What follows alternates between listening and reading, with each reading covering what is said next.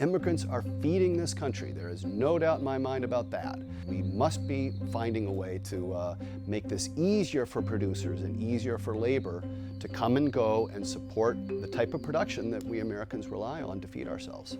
Está difícil. Los que andan de ilegales, bueno, gracias a Dios, nosotros estamos cruzando bien, porque traemos un permiso para trabajar, cruzamos la frontera bien. Como quien dice, andamos ahorita bien. Pero las personas que están pasando por eso sí está difícil. Unemployment's still under 5% in our county. So to find somebody that wants to work in a tractor for 15 hours a day is hard. In June 2024, the USDA awarded $50 million to 141 farms nationwide to help address labor shortages. Earlier this year, those funds were frozen. Matt's farm was one of those grantees. The problem is a lot of these same farms took out loans when they were awarded these grants, and now they're on the hook to pay them back without a guarantee that the government is going to reimburse them. And here in central Minnesota, the farmers we've talked to are worried that the federal funding that they were promised isn't coming. I'm the second generation farmer. Grew up on this farm. We started here in 2000, so 25 years ago, and relatively humble beginnings, 200-acre farm. My folks started it. What's the acreage now? We're about 2,500 acres. Oh, wow. So our farms really paralleled the story of the organic industry. Fitzgerald Organics employs 6 people during the busiest time of year, 3 of which are under the H-2A visa program. So I would go through your rig and try and get it to look like this. How does it work? So MJ comes here, like, tell me, just Yeah. how that works. So the H-2A program is a temporary visa, 10-month limit, and it's designed for agricultural workers. In our case here in the Midwest, it's operating tractors. In his shop, Matt runs through the calendar he's built that shows all the work that goes into organic farming. And they're color-coded, so they represent similar activities. So like green is planting, so you can see like when we're planting. At one of his fields, we climb into one of the giant tractors, which this time of year are primarily tilling weeds. While technology has made parts of the job automated, they still need someone inside to steer, and that requires workers willing to put in long hours during the growing season. So in 2023, we'd applied for a grant called the Farm Labor Stabilization Pilot Program.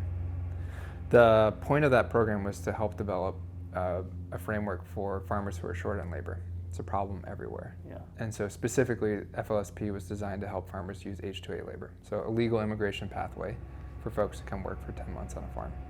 We try and hire as much domestic labor as we can, but it's impossible. I would hire American people like that. It's because it's a difficulty, we're responsible for housing, transportation, way more compliance and regulations, and like if I hired somebody domestically, it's actually easier. In February, the FLSP was frozen, leaving farmers like Matt scrambling. By that point, we'd already made commitments to the Department of Labor, filed for our visas, made commitments to pay overtime, recruited, hired people. You never received any email or letter that said what happened to this program? Mm-mm. How did you know that it stopped? Because I started talking to other farmers. Yeah, I'd run it on a high. Yeah, I think you're gonna have better luck with that. How much money are we talking about that you would have used to do the things you wanted to do? So it was a multi-year award, about $200,000, which is significant money for our family farm. So what do you do without that? We've had to stay the course. I need people to work on my farm. On your level of like annoyance to anger at the situation, like where do you fall? I mean, you seem like a pretty chill guy. Yeah. Don't be fooled by the Minnesota nice. We're just really cold about it. No.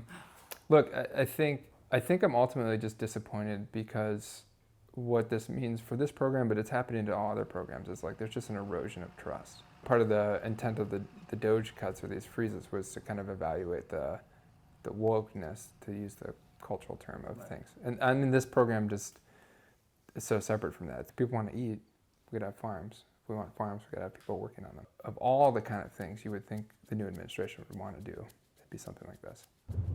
We're on our way now to Featherstone Fruits and Vegetables. It's a small farm in southeastern Minnesota. Now, this farm has been hiring workers legally for decades from Central America and Mexico. And even in a place like this and at a farm like this where workers are being hired legally, people are fearful. Dígame un poquito tu historia. ¿Cuándo fue primera vez trabajando aquí en esta finca? Tengo como 18 años trabajando aquí en Featherstone. A veces salimos, por ejemplo, a Rochester, un ejemplo, a lonche, porque hay una tienda mexicana que ahí compramos muchas cosas pues para comer. Entonces pues, tenemos miedo pues de que salgamos un día y si muchas personas no saben que estamos legales, nosotros sabemos que estamos bien, pero a lo mejor muchos no saben que estamos bien y tenemos miedo pues de que nos digan una cosa o algo. Jack Hedin started Featherstone in 1994. His farm has been employing H-2A workers for more than 20 years. So we're very early adopters. Every employee, with a handful of exceptions of green card holders, everybody that works here was 100% legal and has come for 6, 8, 10, we have 15-year veterans that are coming with visas for all these years. Is that anxiety out there amongst people that you employ, even if they're here legally through legal means? They have absolutely nothing to fear, thank goodness. They are here 100% legally. They've never had a problem with local law enforcement in all the years they've been coming. Whether or not that changes in the coming years, it's really hard to say. The overall climate around immigrant labor is obviously very sadly and almost outrageously, it's not favorable for immigrant labor right now.